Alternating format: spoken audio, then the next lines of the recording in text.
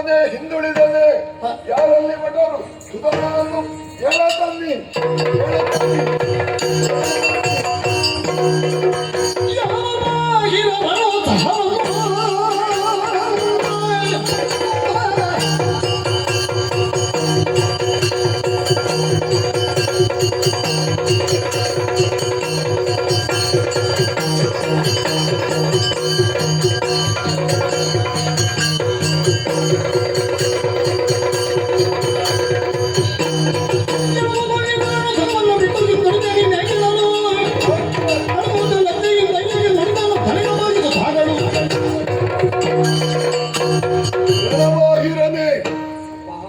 ಇತರರಿಗೆ ಹೇಳಿಕೊಡಬೇಕಾದವರು ನಾವೇ ತಪ್ಪು ದಾರಿಯಲ್ಲಿ ನಡೆಯುತ್ತಾ ಇದ್ದೇವೆ.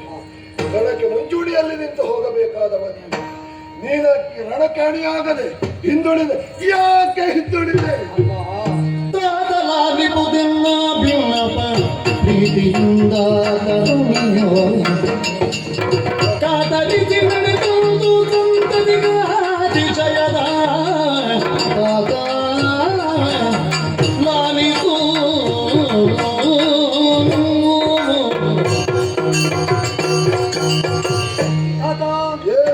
ವಂಶವನ್ನು ಬೆಳೆಸಿದ ನೀವು ಭವಿಷ್ಯದ ವಂಶ ಹೇಗಿರಬೇಕು ಅಂತ ನಿರ್ಣಯಿಸುವಲ್ಲಿ ನಿಶಂಕರಾದ ಧಾರ್ಮಿಕರಾದಂತಹ ಪ್ರಭುಗಳಿದ್ದೀರಿ ಅಂತ ಬಲ್ಲೆ.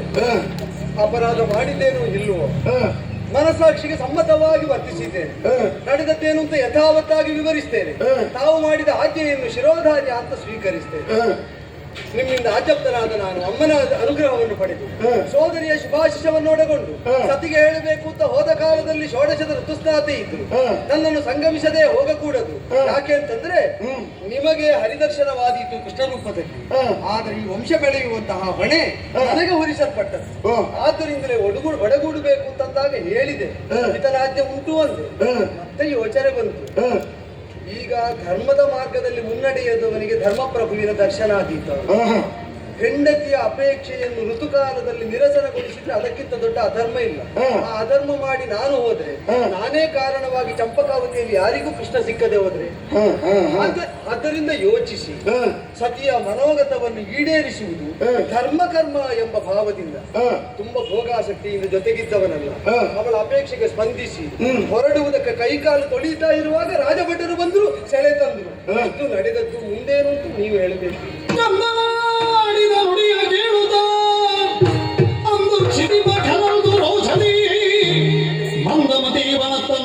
ಕೃಷ್ಣ ದರ್ಶನವ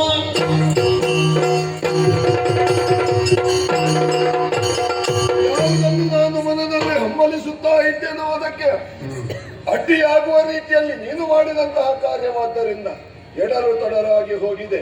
ಸಮಸ್ಯೆ ಪರಿಹಾರ ಆಗಬೇಕಿದ್ರೆ ಶಂಕಲಿಖಿತರನ್ನು ಹೊರ ಹೇಳಿ.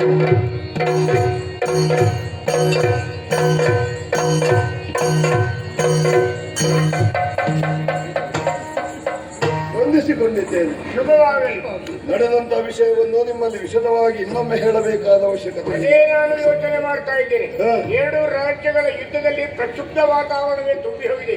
ಎಷ್ಟೊತ್ತಿಗೆ ಗಾಳಿ ಯಾವ ಬದಿಯಿಂದ ಆಗ್ತದೆ, ರಕ್ತದೋಗುಗಳು ಎಲ್ಲಿ ಹರಿತದೆ ಗೊತ್ತಾಗುವುದಿಲ್ಲ. ಅದರ ಬಗ್ಗೆ ಯೋಚಿಸಲಾದಂತ ನಮಗೆ ಈ ಪ್ರಸಂಗದಲ್ಲಿ ಕೆಲಸ ಇಲ್ಲ. ಆದ್ರೆ ಅದರ ಬಗ್ಗೆ ನಾವು ಚಿಂತನೆಯನ್ನು ಮಾಡ್ತೀವಾಗ ಹೊಸ ಸಭೆಗೆ ಬರಬೇಕಂತೇಳಿ ಒಂದು ಕರೆ ಆಯ್ತಲ್ಲ. ನಾನು ಸಾರಿದಂತಹ ಡಂಗುರ ರಣಕ್ಕೆ ಅಣಿಯಾಗದೆ ಯಾರಾದರೂ ಉಳಿದರು ಅಂತಾದರೆ ಅವರನ್ನು ತಪ್ತ ತೈಲದಲ್ಲಿ ನೂಕಬೇಕು.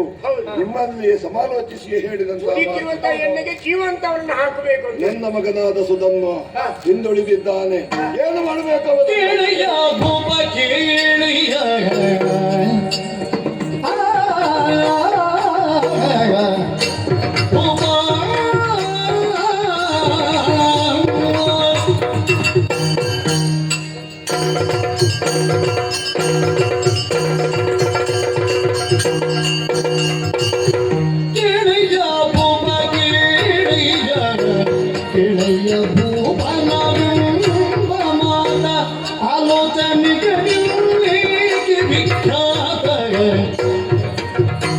ಪುತ್ರನೆಂದು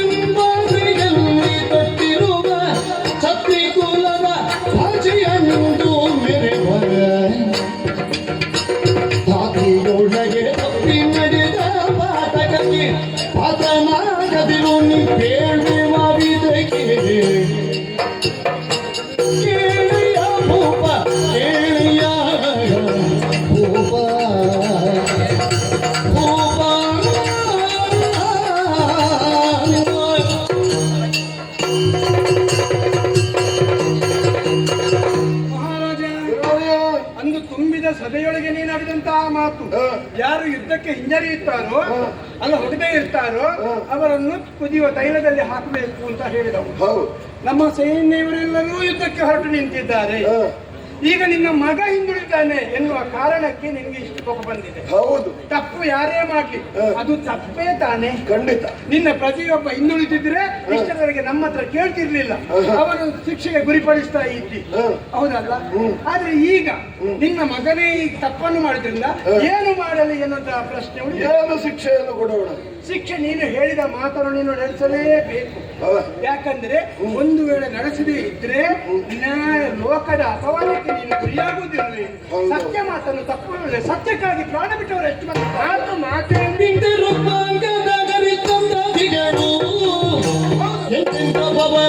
ಸತ್ಯವಾದಿಗಳು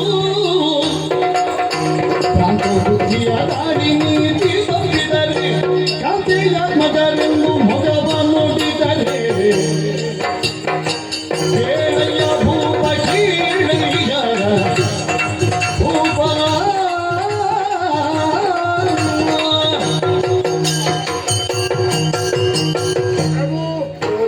ಇಲ್ಲಿ ಯೋಚನೆ ಮಾಡಬೇಕಾದ ಅಗತ್ಯವೇ ಇಲ್ಲ. ನಿಮ್ಮ ನಾಲಿಯಿಂದಲೇ ಹೊರಟಂತ ಮಾತು ಯಾರೇ ತಪ್ಪು ಮಾಡಿ ಅವರಿಗೆ ಶಿಕ್ಷೆ ಇದೆ ಅಂತ ಹೇಳಿದ್ರೆ, ಹಾಗಾದ್ರೆ ಇಲ್ಲಿ ಬಂಧುಗಳು ಮತ್ತೊಂದು ಬಳಗದವರದ್ದು ಯೋಚನೆ ಮಾಡ್ಲಿಕ್ಕೆ ಇಲ್ಲ.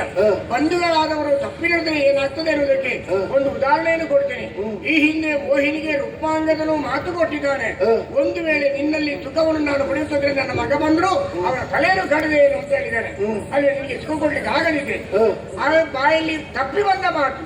ಆದರೂ ಮಾತಿನ ಪ್ರಕಾರವೇ ಮೋಹಿನಿಯು ಕೇಳಿದಾಗ ತನ್ನ ತಾಯಿಯ ತೊಡೆಯ ಮೇಲೆ ತನ್ನ ಮಗನನ್ನೇ ಮಲಗಿಸಿ ತಲೆ ಕಡಿದಿಗೆ ಹಿಂದೂ ಮುಂದೆ ಯೋಚನೆ ಮಾಡಲಿಲ್ಲ. ಬಾಯಲ್ಲಿ ತಪ್ಪಿ ಬಂದ ಮಾತು ಅಲ್ವೇ? ವಿಶ್ವಾಮಿತ್ರರ ಮಕ್ಕಳನ್ನು ಮದುವೆ ಆಗಬೇಕು ಅಂತ ಹರಿಶ್ಚಂದ್ರನಲ್ಲಿ ಕೇಳಿಕೊಂಡಾಗ ಆಗ ಅವರು ಹೇಳಿದ ಮಾತೇನು? ಬಾಯಲ್ಲಿ ತಪ್ಪಿ ಬಂದ ಮಾತು. ನಿಮ್ಮ ಮಕ್ಕಳನ್ನು ನಾನು ಮದುವೆ ಆಗುವುದಕ್ಕಿಂತ ನನ್ನ ಸಮಸ್ತ ರಾಜಕೋಶವನ್ನು ನಾನು ಬಿಟ್ಟು ಹೋಗೇನೆ ಹೆಂಡತಿ ಮಕ್ಕಳ ಸಹಿತ ಅಂತ ಹೇಳಿದ್ವಿ. ಹಾಗಾದ್ರೆ ಬಾಯಲ್ಲಿ ತಪ್ಪಿ ಬಂದ ಮಾತನ್ನು ಸತ್ಯವಾಗಿರಿಸಬೇಕಾಗಿ ರಾಜ್ಯವನ್ನು ತಡೆದ ಹೆಂಡತಿ ಮಕ್ಕಳನ್ನು ಬಿಟ್ಟ ಸ್ಮಶಾನದಲ್ಲಿ ಹೋಗಿ ಕಾಯುವ ಸ್ಥಿತಿ ಬರಲಿ. ಹಾಗಾದ್ರೆ ನಾಲಿಗೆಯಲ್ಲಿ ಬಂದ ಮಾತಿಗೆ ಅಷ್ಟು ಬೆಲೆ ಉಂಟು ತನಕ ನಾವು ತಪ್ಪಿ ಒಂದು ಮಾತನ್ನು ಆಡಿದ್ರು ಅದನ್ನು ಸತ್ಯವಾಗಿರಿಸಿಕೊಳ್ಬೇಕಂದ್ರೆ ನಮ್ಮ ಅತ್ತೆ ಕರ್ತವ್ಯ ಅಲ್ವೇ? ಯಾಕಂದ್ರೆ ಒಂದು ವೇಳೆ ಮಾತು ತಪ್ಪಿದ್ರೆ ನಮ್ಮ ತಾಯಿಗೆ ದ್ರೋಹ ಮಾಡಿದ ಹಾಗೆ ಆಗುದಿಲ್ವೇ? ಆದ್ದರಿಂದ ಪ್ರಾಣಿಗಳು ಹೇಳಿದ ಹಾಗೆಲ್ವೇ? ಸತ್ಯವೇ ನಮ್ಮ ತಾಯಿ ತಂದೆ, ಸತ್ಯವೇ ನಮ್ಮ ಬಂಧು ಬಳಗ, ಸತ್ಯ ಮಾತಕ್ಕೆ ತಪ್ಪಿ ನಡೆದರೆ ವೆಚ್ಚನ ಪರಮಾತ್ಮ ಅಂತಾರೆ. ಆ ಪ್ರಾಣಿಗಳು ಹಾಗೆ ಹೇಳ್ತಾರಂತೆ. ಮನುಷ್ಯರ ಅಂತ ನಾವು ತಪ್ಪಿ ನಡೆದ್ರೆ ನಮ್ಗೆ ಎಂತ ಶಿಕ್ಷೆ ಕಾಲಿತು. ತಪ್ಪು ತಪ್ಪಿ ಆ ಪವಿತ್ರ ಸಂಬಂಧ ಬೇಡ. ದೃಢ ನಿರ್ಧಾರವನ್ನು ಮಾಡಿ ನಿಮ್ಮಲ್ಲಿ ಅಭಿಪ್ರಾಯವನ್ನು ಕೇಳಿದ್ದು. ಯಾರಲ್ಲಿ ಭಟರು ಅವನನ್ನು ನೂಕಿರಿ.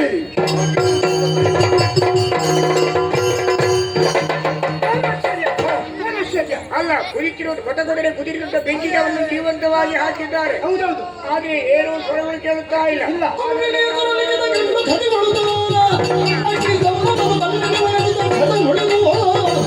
ಮುಂಬರಿದು ಎಡ ನೀರ ಉದಕವನ್ನು ಸುರಿಯುವ ಕುರಿತಮ್ಮನಿಗೆ ಹಾಯ್ದುದೇ ನಿಂಬೆ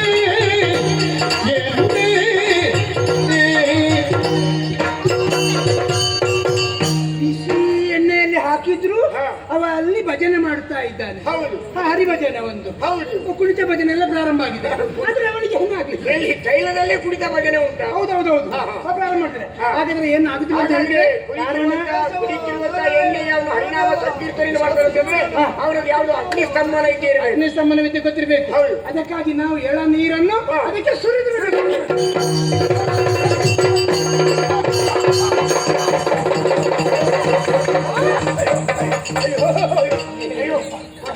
ಕುಡಿತಿರುವಂತ ಆ ತೈಲಕ್ಕೆ ನಾವು ಸಿಹಿಯಾದ ನೀರನ್ನು ಹಾಕಿದಾಗ ಅದು ಪಟಪಟನೆ ಹಾರಿ ನಮ್ಮ ಮೈ ಮೇಲೆ ಗುಳ್ಳೆ ಬಂತು ಪ್ರಭು. ಹಾಗಾದ್ರೆ ಇದರಲ್ಲಿ ಏನೋ ವಿಶೇಷತೆ ಇರಬೇಕು, ಏನೋ ವಿಶೇಷತೆ ಇರಬೇಕು. ಆದ್ದರಿಂದ ಇಂದು ಮುಂದೆ ನೋಡಿದ್ರೆ ನಾವು ತೈಲದೊಳಗೆ ಮಾಡಿದ ಅಪರಾಧಕ್ಕೆ ಬೇಕಾಗಿ ಹಾರುವ ಹಾರುವ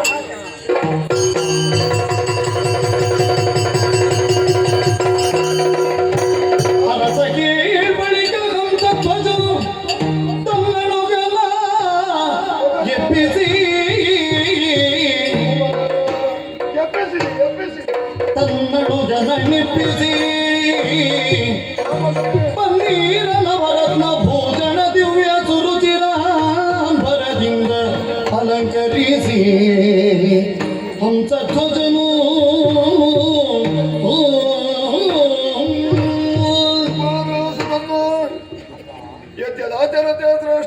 ತತ್ತೇವ ಇತರೇ ಜನ. ಹಿರಿಯರು ಯಾವುದನ್ನು ಆಚರಿಸಿಕೊಂಡು ಹೋಗ್ತಾರೋ ಕಿರಿಯರು ಅದನ್ನೇ ಅನುಸರಿಸಿಕೊಂಡು ಹೋಗ್ತಾರೆ. ಮಗನೊಬ್ಬ ವ್ಯಾಮೋಹದ ಮೇಲೆ ಹೇಗೆ ಶಿಕ್ಷೆಯನ್ನು ನಾನು ಕೊಡದೇ ಉಳಿದೆ ಅಂತ ಆದ್ರೆ ಉಳಿದವರಿಗೂ ಅದು ಆದರ್ಶಪ್ರಾಯವಾಗುವುದಿಲ್ವೇ? ಆದ್ದರಿಂದ ಶ್ರೀಕೃಷ್ಣ ಪರಮಾತ್ಮನ ದರ್ಶನಾಕಾಂಕ್ಷಿಯಾಗಿ ನಾನು ಇಷ್ಟೆಲ್ಲವನ್ನು ಮಾಡಿದ್ದೇನೆ. ಹರಿಭಕ್ತ ನೀನು ಹೌದು ಅನ್ನುವುದನ್ನು ಪರೀಕ್ಷೆಯಲ್ಲಿ ನೀನು ತೇರ್ಗಡೆಗೊಂಡು ತೋರಿಸಿಕೊಟ್ಟಿದ್ದಿ. ಮೆಚ್ಚಿದೆ ಮಗು.